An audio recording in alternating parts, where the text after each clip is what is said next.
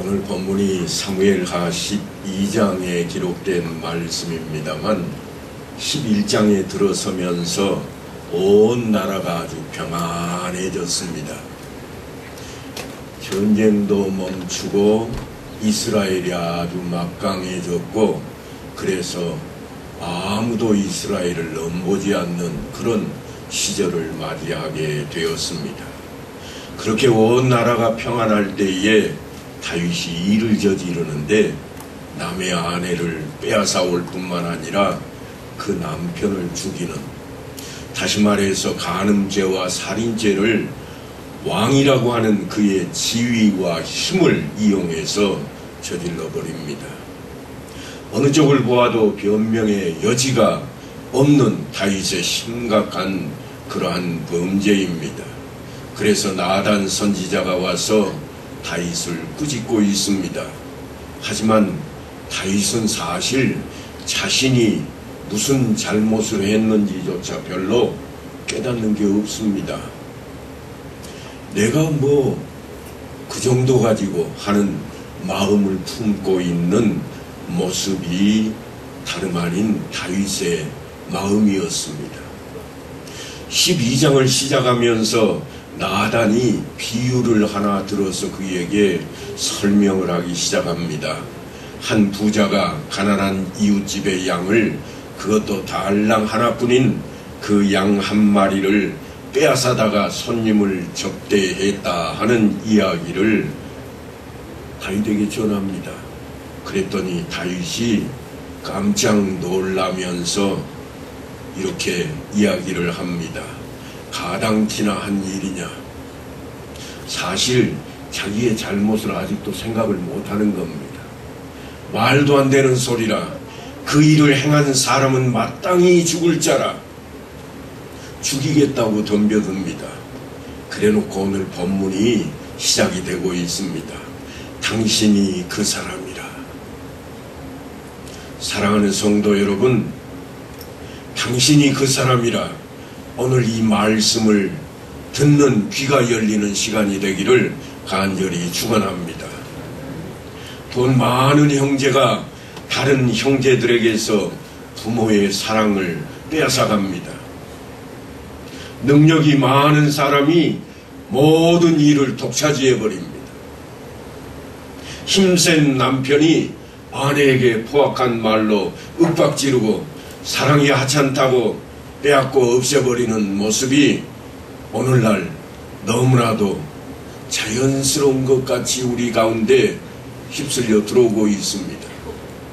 하지만 아무도 잘못되었다는 생각이 없습니다. 예를 하나 들어보겠습니다.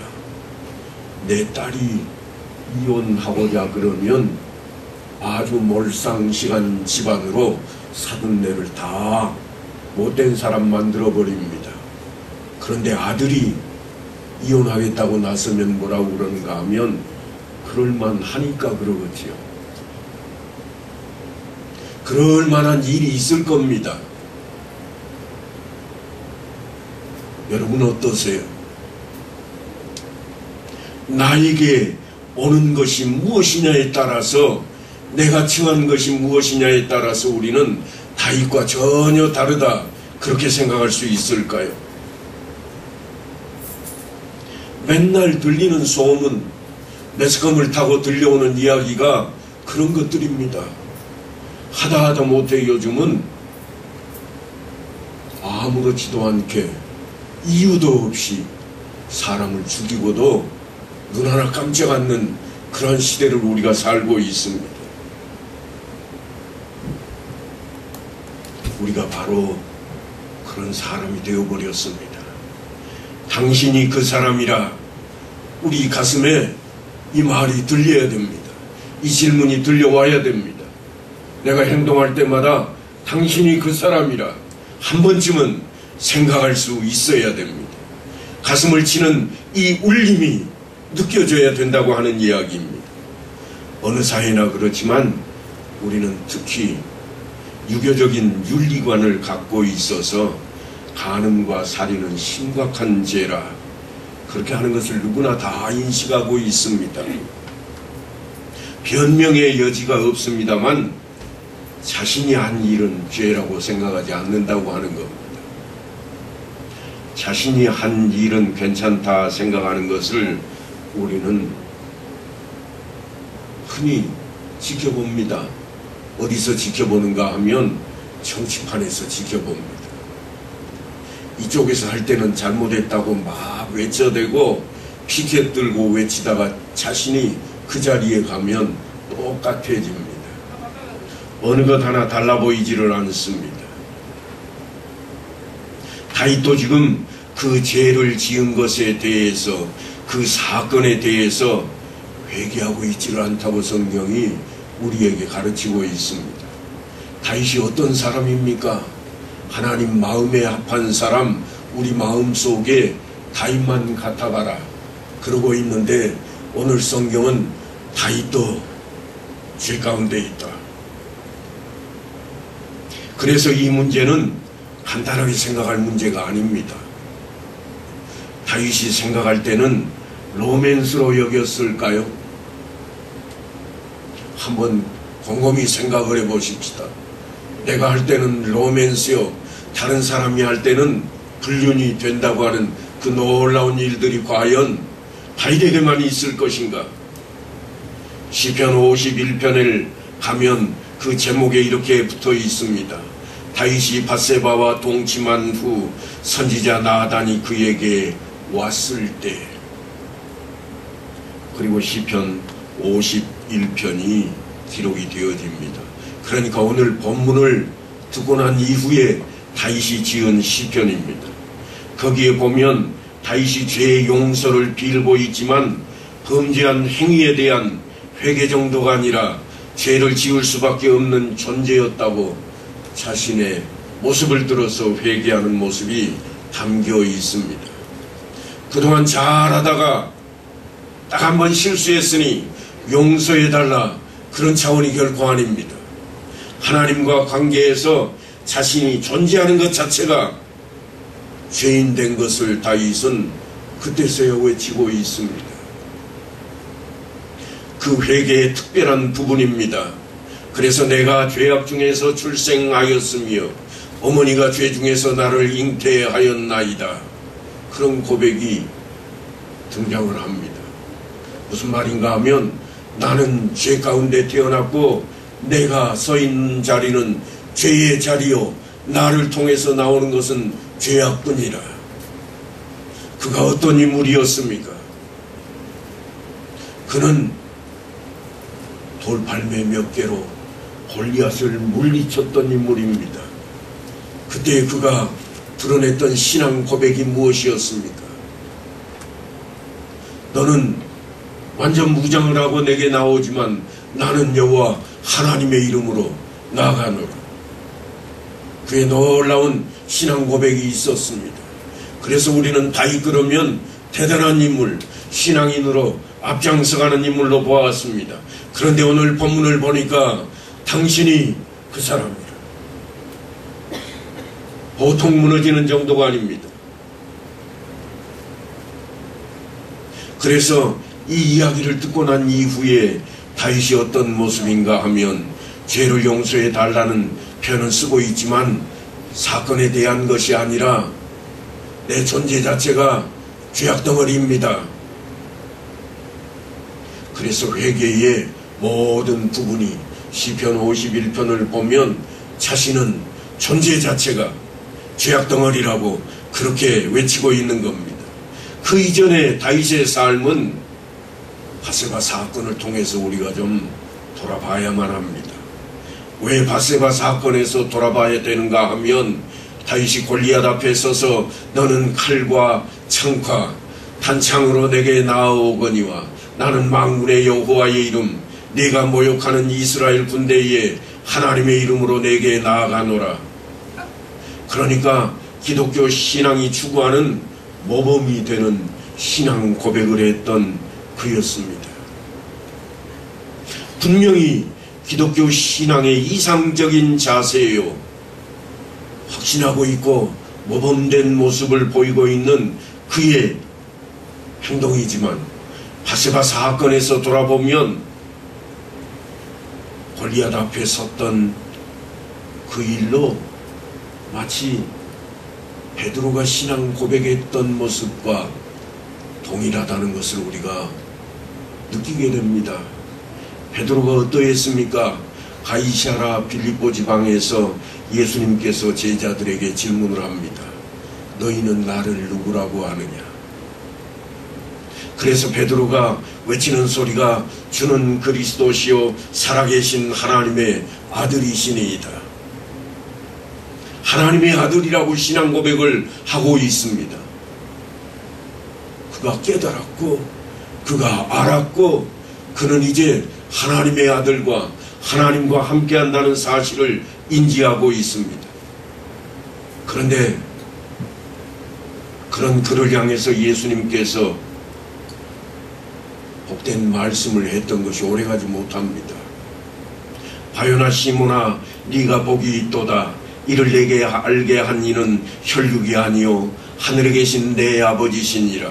또 내가 네게 이르노니 너는 베드로라. 내가 이 반석 위에 내 교회를 세우리니 음부의 권세가 이기지 못하리라. 그래서 베드로는 이제 완벽한 인물로, 변화된 인물로 신앙의 거장이 되어서 나타난 것처럼 보여집니다. 그리고 어떻게 되었습니까?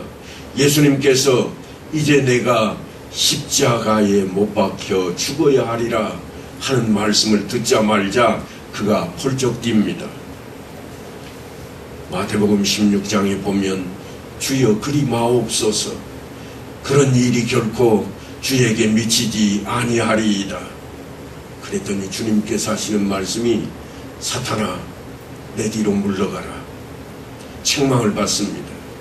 주는 그리스도시요 살아계신 하나님의 아들이시니이다. 분명히 하나님의 아들로 고백하고 있고 믿음과 신앙을 드러내고 있는데 얼마 가지도 않아서 그의 모습이 참담한 모습으로 바뀌어 있습니다. 사탄아 물러가라. 그것으로 끝이 아닙니다. 베드로는 얼마 못 가서 주님의 놀라운 이야기를 듣게 됩니다. 네가 오늘 밤 날이 새기 전에, 닭이 3번 울기 전에, 3번 우는 게 아니라 닭이 울기 전에 나를 3번 배반하리라. 분명히 베드로는 주는 살아계신 하나님의 아들이시라고 신앙 고백을 했음에도 불구하고 그의 삶의 여정을 보면 참담한 모습들을 담고 있습니다. 우리는 오늘 다윗의 모습을 보고 있습니다만 우리의 신앙이 과연 어떠한가 우리는 되짚어 봐야만 합니다. 세례를 받을 때 눈물이 콧물이 범벅이 되어서 머리 숙여 하나님 앞에 영광 또 영광이라고 외쳤던 나의 삶을, 나의 신앙 고백을 우리는 한 번쯤 다시금 되짚어 봐야만 합니다. 베드로의 신앙 고백이 본질적인 내용에 있어서 제대로 그에게 한바퀴가 되지 못했던 것처럼 오늘 다윗도 밧세바 사건을 놓고 뒤돌아보면 골리앗 앞에서 그가 외쳤던 신앙 고백은 온전하지 못했던 모습으로 드러납니다. 그것 자체로는 멋지는 신앙 고백이었고 신앙의 본질을 담고 있음에도 불구하고 베드로가 그랬던 것 같이 근본적인 문제를 지닌 채 지금 다윗도 그 고백을 했었다는 것입니다. 왜냐하면 사무엘상 17장에 나타난 사건이 뭔가 하면 우리가 놀랍게도 여기고 있는 근본적인 문제를 고백하는 자리입니다. 신앙 고백을 했던 자리입니다. 그런데 사무엘 하에 가서 성전을 짓겠다고 약속한 게 7장에 기록이 되고 밧세바 사건은 11장에 가서 드러나며 오늘 12장에 와서 나단이 그를 꾸짖고 있는 모습으로 우리 앞에 나타나 있습니다. 당신이 그 사람이라.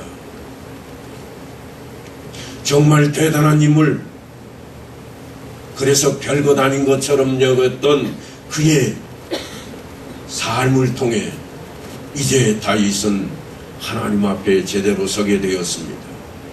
골리앗을 물리칠 때에도 잘했고 성전을 짓겠다고 약속을 할 때에도 잘했지만 이번에만 눈에 뭔가 씌어서 실수를 한 것처럼 보이는 것처럼 보이지만 사실은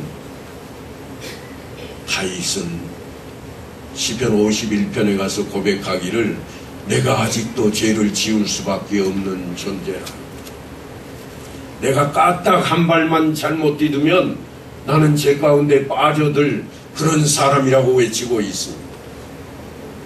우리의 신앙이, 우리의 신앙의 활동이, 믿음 생활이 까딱 아주 사소한 발걸음 한 발자국으로 잘못된 길로도 들어설 수 있다고 다윗은 고백하고 있는 겁니다. 그래서 나는 아직도 죄를 지을 수밖에 없는 존재라고 시편 51편에 가서야 그가 고백을 하고 있습니다. 바세바 사건이 그만큼 그에게 중요하게 나타나고 있는 겁니다. 바세바 사건을 기점으로 해서 다시 돌아보는 다윗의 삶을 어떻게 이해하느냐. 다윗의 그 생애를 통해서 가치와 교훈을 우리에게 주는 자리라 말할 것입니다. 신앙은 반드시 하나님을 근거로 해서만 성립이 됩니다. 예수를 떠나서는, 말씀을 떠나서는 신앙도 믿음도 없습니다.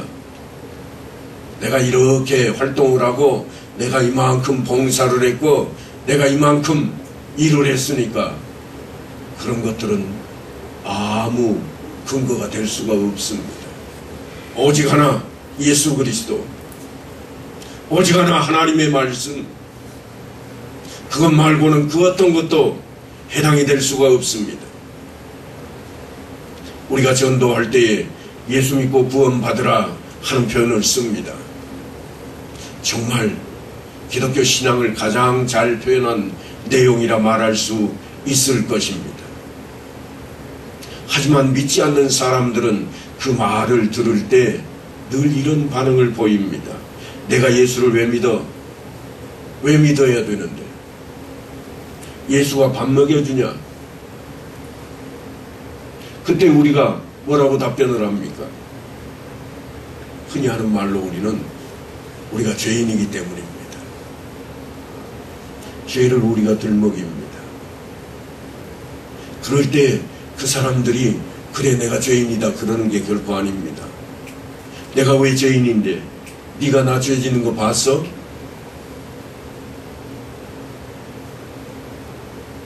그래서 우리는 이 말을 할 수밖에 없습니다. 하나님을 모르기 때문이요. 그러면 그가 이야기합니다. 하나님이 누군데? 하나님 모르면, 예수를 안 믿으면 지옥 갑니다. 그렇게 이야기하지만 그 사람들은 반응이 우리가 예상한 것과는 다릅니다.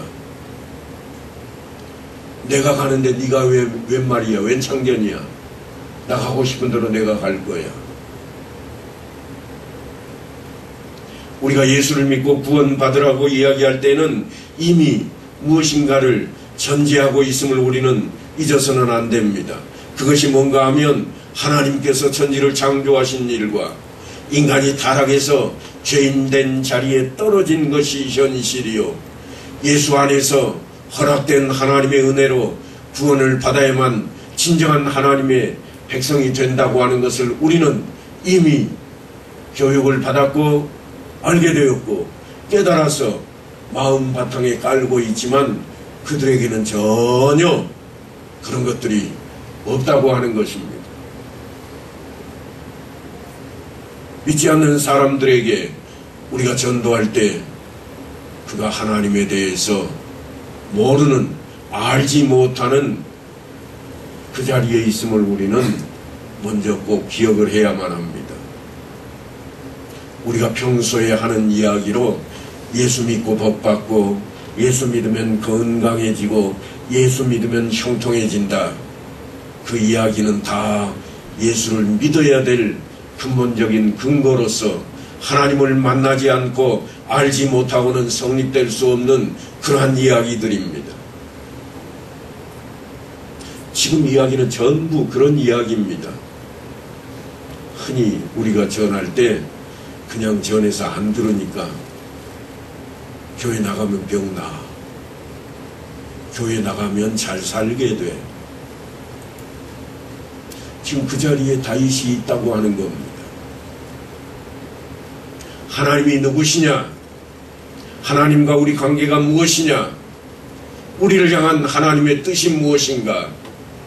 이것을 우리가 놓쳐버리고 있기에 예수 믿고 복 받읍시다. 그렇게 다가서고 있는 겁니다. 복을 받기 위해 예수를 믿는 수단과 방법론이 되어버린 전도가 사실은 문제가 되고 있다고 하는 겁니다. 다윗은 그 문제에 걸린 자신을 드디어 바라보게 되었습니다. 하나님을 믿으면 복받는다. 그렇게 여겨왔습니다. 하나님을 믿으면 잘 살게 된다. 다윗도 그렇게 생각해 왔습니다.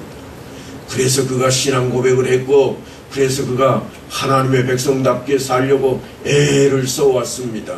그러나 그가 사는 삶의 과정 중에 우리는 밧세바 사건도 있음을 알게 됩니다. 그가 하나님을 믿지 않아서 밧세바 사건이 있는 게 아니었습니다.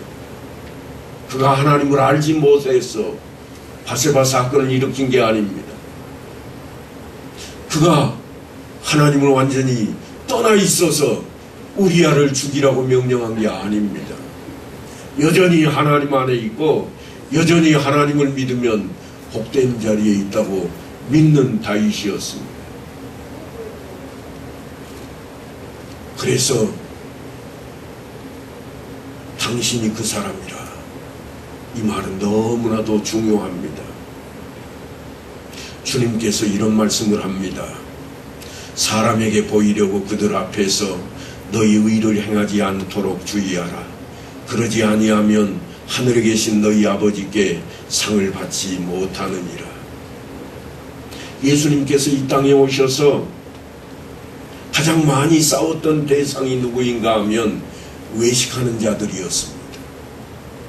외식하는 자들 가운데 대표 주자가 바리새인들이었습니다. 그것은 신앙이 하나님과 상관없이 자신들의 의를 위하여 쓰일 수도 있다고 하는 그러한 이야기입니다. 그것은 구제나 기도나 금식하는 것들이 하나님과 전혀 상관없이 사람들 앞에서 자신이 얼마나 윤리적이며 도덕적이며 종교적인가 하는 것을 과시용으로 쓰이는 바가 될 수도 있다고 하는 이야기입니다. 제 양반은 법 없이도 살아. 그 사람이 삶을 보면 정말 깨끗합니다. 잘못된 과거가 보이지는 않습니다. 그런데 그 안에 하나님이 없으면 성경은 아무것도 아니라 그렇게 평가하고 있는 것입니다. 구약시대에도 문제였고 신약시대에도 문제였으며 지금 우리에게도 동일한 문제로 그런 것들이 다가오고 있습니다. 신앙마저도 자신의 남다른 것과 다른 사람들과 차별되는 것, 우월감을 확인한 방편으로 사용될 수 있다고 하는 겁니다. 흔히 말해서 아무나 장로 되는 줄 알아? 이런 마음입니다. 아무나 목사 되는 줄 알아?